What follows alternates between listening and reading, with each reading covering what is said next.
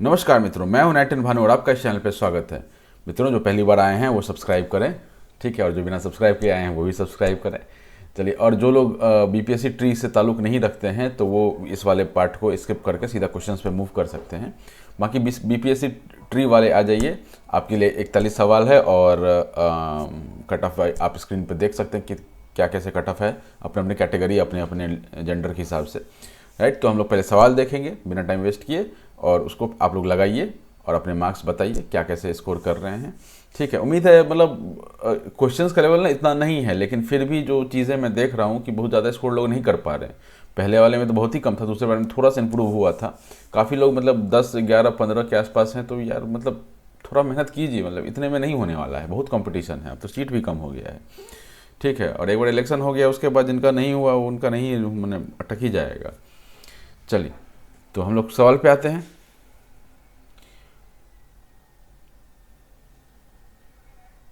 ठीक है, अपने ये पहले 3 सवाल हैं।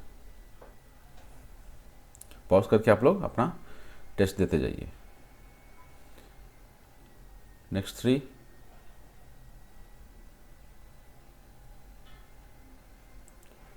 नेक्स्ट 3,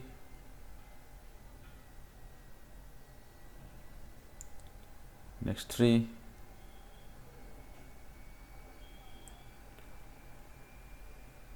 नेक्स्ट 3,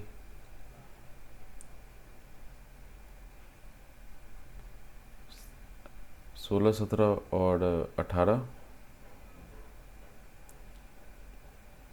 19, 20, 21, 22, 23, 24, 25, 26, 27, 28, 29, 30, 31, 32, 33, 34, 35, 36,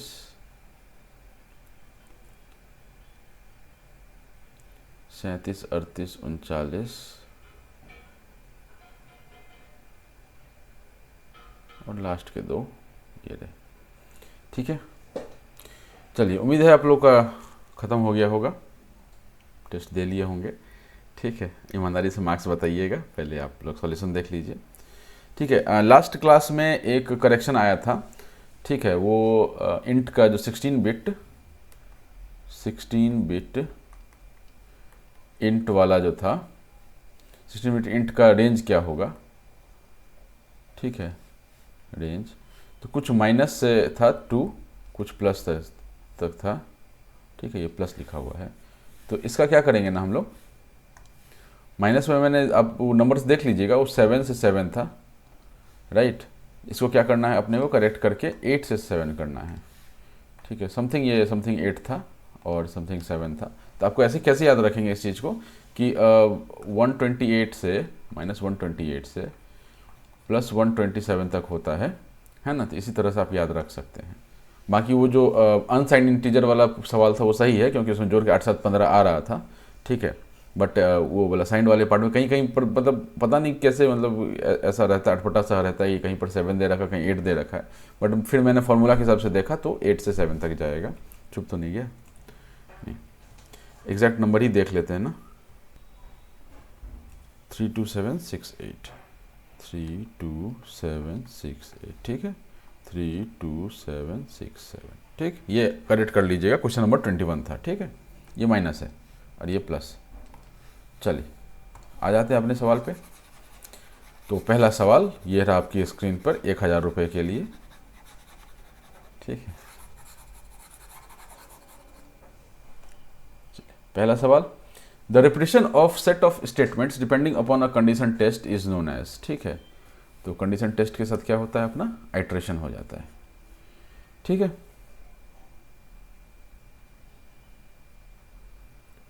ठीक, which from following is a jump statement. कौन से इसमें से जंप स्टेटमेंट है, तो तीनों ही जंप स्टेटमेंट है। ठीक है, मोर देन वन एबव हो जाएगा। Which test can not be handled by switch statement. तो स्विच स्टेटमेंट से कौन सा टेस्ट हैंडल नहीं हो सकता, ये वो क्या है, अपना फ्लोटिंग पॉइंट टेस्ट है। ये क्यों ऐसा है, क्योंकि फ्लोटिंग पॉइंट, फ्लोट में क्या होता है, फ्लोट में हम लोग डेसिमल वाला लेते हैं। कौन सा लेते हैं? डेसिमल वाले नंबर्स लेते हैं। अब मान लीजिए 17.84923, ठीक है। अब क्या है कि किसी में आपने मतलब स्विच में ये लगा दिया और अब ये क्या करेगा, राउंड अप करेगा 2 डिजिट तक मान लीजिए, ठीक है। तो राउंड अप करके क्या होगा, 17.85 हो जाएगा, या राउंड अप करके अलग तरीका हो सकता है 17.84 हो सकता है, कि आप सीलिंग ले रहे हैं या फ्लोर रहे हैं उसके साथ डिपेंड करता है, ठीक है। ठीक है, तो ये अब ऐसा नहीं है कि 9 दिया हुआ है तो सीधा आप इसको उठा के 1 जोड़ देंगे, मतलब जनरली हम लोग यही करते हैं, बट ऐसा है कि ये सीलिंग वाला हम लोग कंसेप्ट लेते हैं। फ्लोर वाला भी कॉन्सेप्ट होता है जिसमें हम लोग बोलते हैं कि भाई 2 डिजिट के बाद जो भी उसको हटा ही दो, ठीक है, कोई राउंड ऑफ मतलब उसको राउंड ऑफ नहीं करके लाना है, तो उससे थोड़ा ना ये मतलब प्रॉब्लम क्रिएट हो जाता है। इसलिए फ्लोटिंग वाले जो सवाल हैं उनको हम लोग स्विच स्टेटमेंट से हैंडल कर लेंगे, ऐसा भी नहीं है, लेकिन परेशानी आती है, मैंने हर केस को आप हैंडल नहीं कर पाते हैं, इसलिए इन जनरल हम बोल सकते हैं कि test can not be handle, ठीक है। The exit function breaks out of, the exit function कहाँ से निकल के आ जाता है, तो ये प्रोग्राम से ही निकल के आ जाता है, ठीक है। Which statement contains destination specified by A level with in statement, ठीक है। तो डेस्टिनेशन पता होता है कि हमको वहाँ पे शादी करना है, तो ये क्या कौन है, ये गो टू, ठीक है। अभी जामनगर में बहुत बड़ा शादी हो रहा है, तो डेस्टिनेशन वेडिंग मतलब वहाँ तो नहीं हो रहा, लेकिन लोगों को जिनको डेस्टिनेशन है वो लोग वहाँ पर सीधा गो टू करके पहुँच रहे हैं। A loop containing another loop in its loop body is called, ठीक है। तो इसको हम लोग क्या बोलते हैं, नेस्टेड लूप बोल देते हैं, ठीक है। लूप के अंदर लूप, जैसे मान लीजिए फॉर करके कोई एक लूप है, ठीक है, अंदर भी फिर फॉर करके होगा, है ना, और इसके बाद कुछ बॉडी होगा, फिर ये क्लोज होगा, तो ये इसको क्या बोलते हैं हम लोग, नेस्टेड लूप बोल लेते हैं। The braces are not necessary when loop contains, ठीक है। तो हम लोग क्या करते हैं ना कि हर लूप के बाद या किसी भी चीज़ का जब मैंने ओपनिंग करते हैं तो एक ब्रेसेस डालते हैं, लेकिन कभी भी आप ये याद रखिए प्रोग्रामिंग में, कोडिंग में, कभी भी अगर एक लाइन का खाली बॉडी हो तो हम लोग ब्रेस जो है नहीं भी लगाएंगे तो भी चलेगा। इट्स लाइक कि मान लीजिए हम for i equals to 0, i less than 5, i plus plus, ठीक है।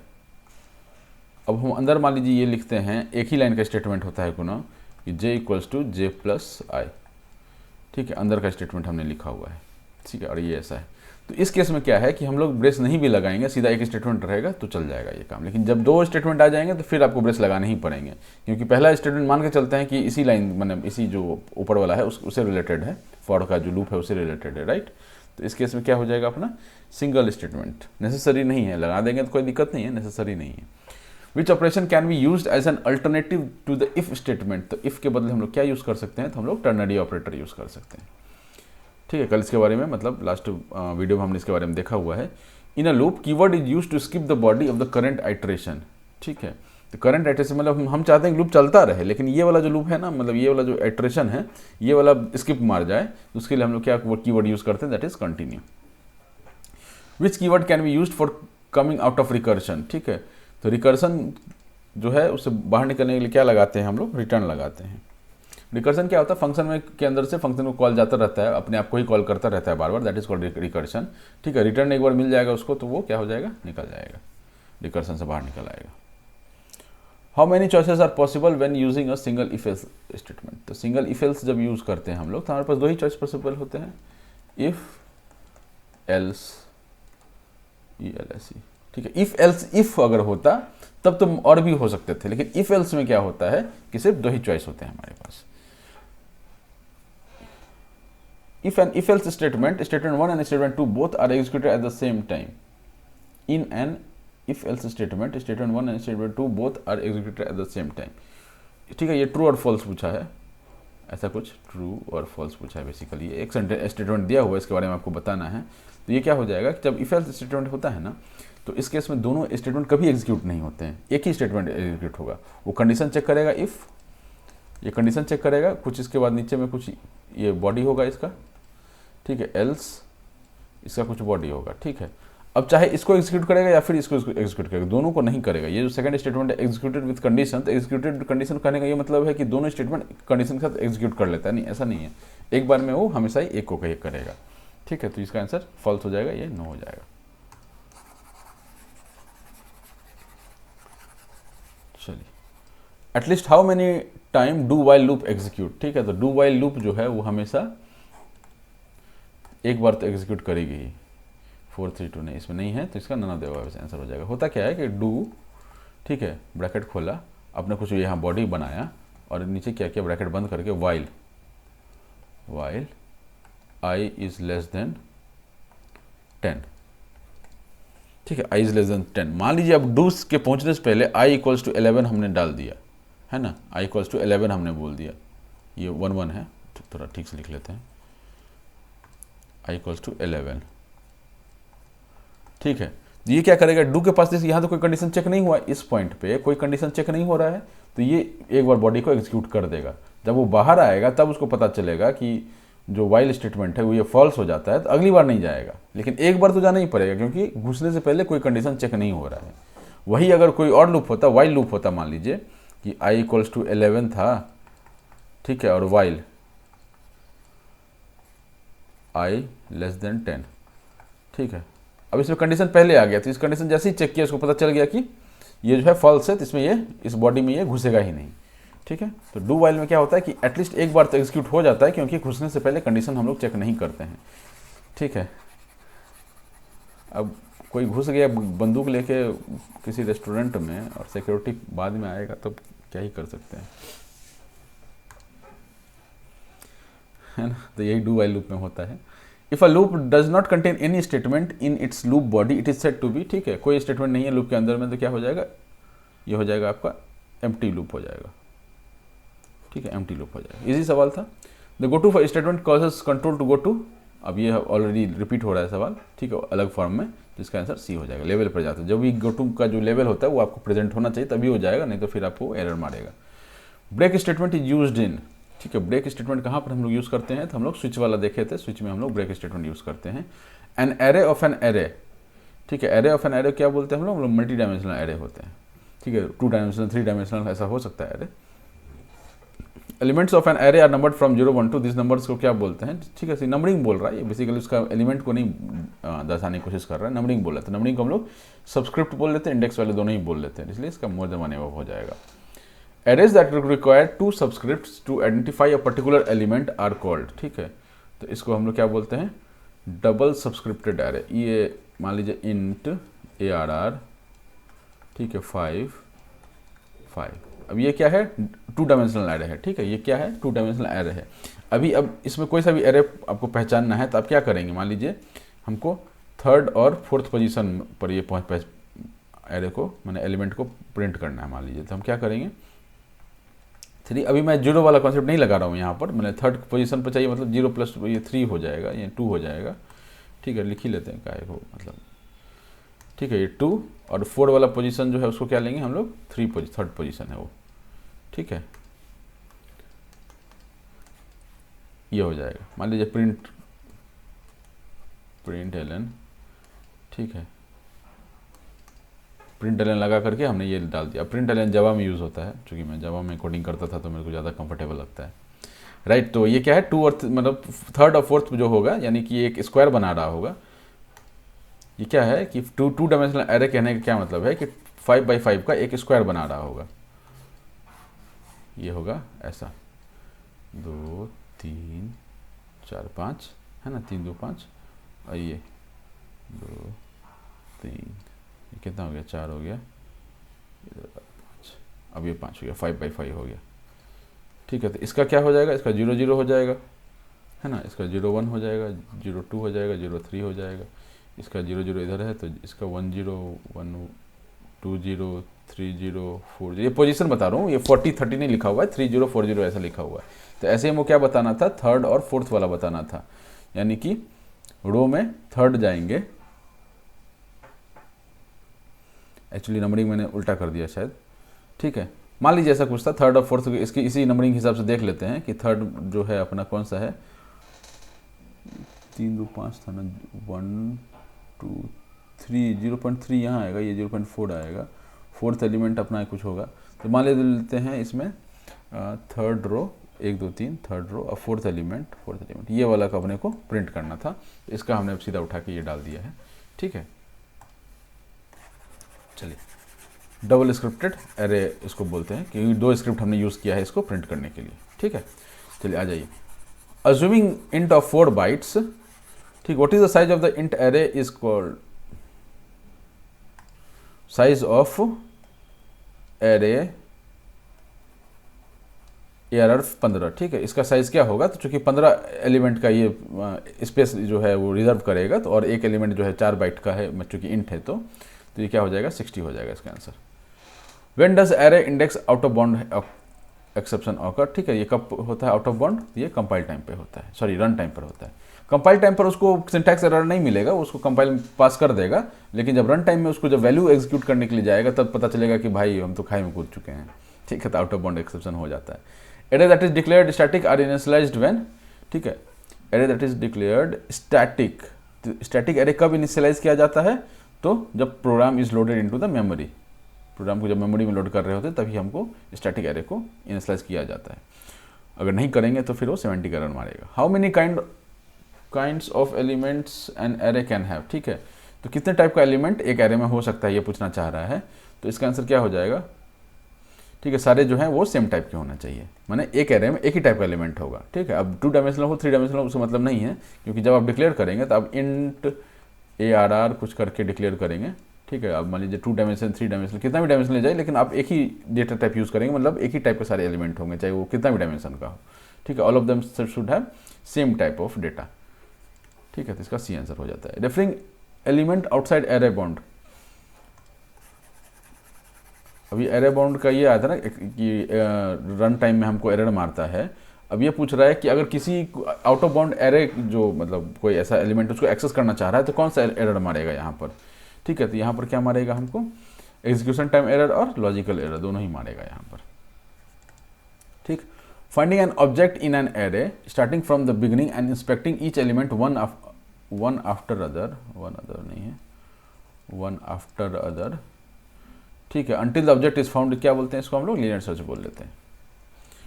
अ 1D array is always considered as, ठीक है, इसको हम लोग सिक्वेंशियल लीनियर दोनों ही बोलते हैं, इसलिए मोर देन वन एबव हो जाएगा।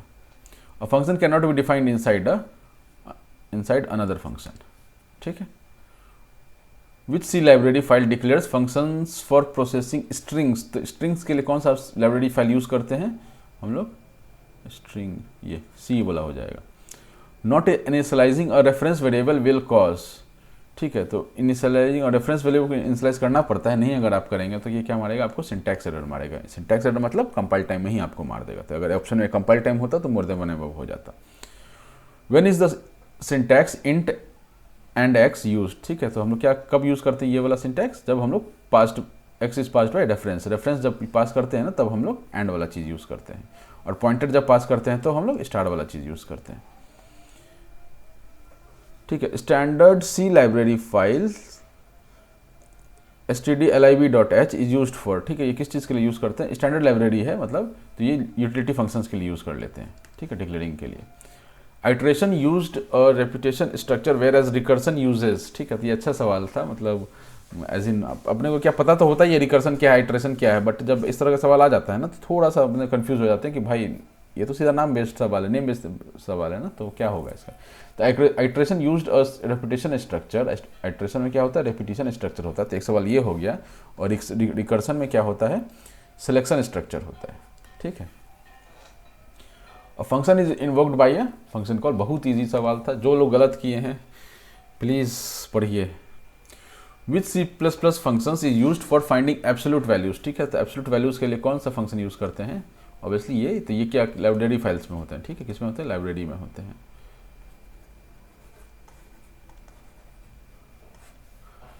Pre defined functions and other program elements are accessed through, ठीक है। तो प्री डिफाइंड फंक्शन जो पहले से डिफाइंड फंक्शंस हैं, मान लीजिए हम अब क्या करते हैं ना कि एक्सपोनेंट वाला यही ले लीजिए, एक्सपोनेंट वाला ले लीजिए, पावर वाला ले लीजिए, एब्सोल्यूट वैल्यू ले लीजिए, तो ये सब प्री डिफाइंड फंक्शंस है। हमको इनके लिए कोडिंग अलग से लिखना नहीं पड़ता, सीधा इनको कॉल करते हैं और हमारा काम हो जाता है। बस उसका जो हेडर फाइल है उसको इंक्लूड करना होता है प्रोग्राम में, तो इसको क्या बोलते हैं हम लोग, हेडर फाइल बोलते हैं। कहाँ पर मिलता है हमको, हेडर फाइल में मिलता है ये सब।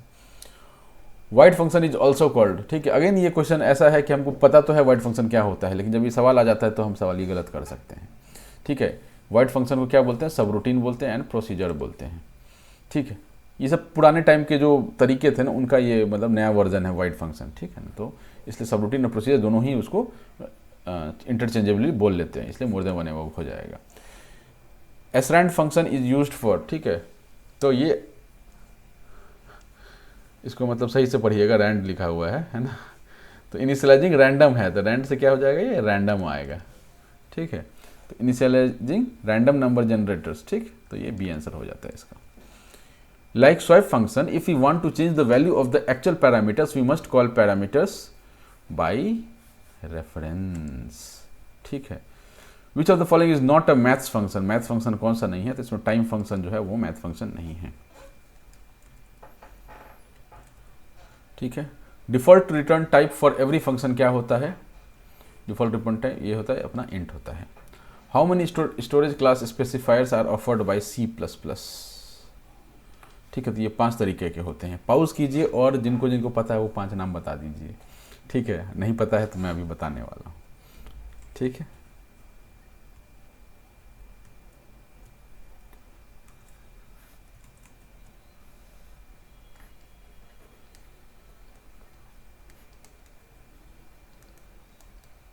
ऑटो रजिस्टर एक्सटर्न, इसके बाद ऐसे लिख देते हैं ना, auto register extern static and the last one is mutable,